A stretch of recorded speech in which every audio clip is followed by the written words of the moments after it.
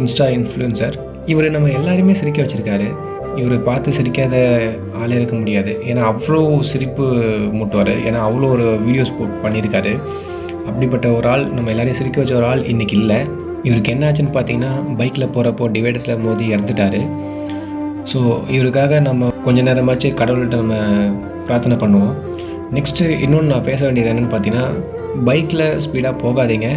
ஏன்னா உங்களுக்கும் அது சேஃப் இல்லை, ஆப்போசிட்டில் வரவங்களுக்கும் அது சேஃப் இல்லை. நம்ம தலையில் என்ன எழுதியிருக்கு, என்ன எப்போ இருப்போம், எப்போ போவோம்னு யாருக்குமே தெரியாது.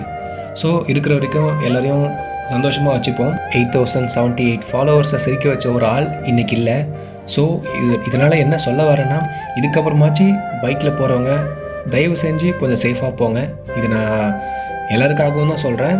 ஸோ என் ஃபாலோவர்ஸும் சரி, இதுக்கப்புறம் புதுசாக பார்க்குறவங்களும் சரி, சேஃபாக இருங்க. Be safe.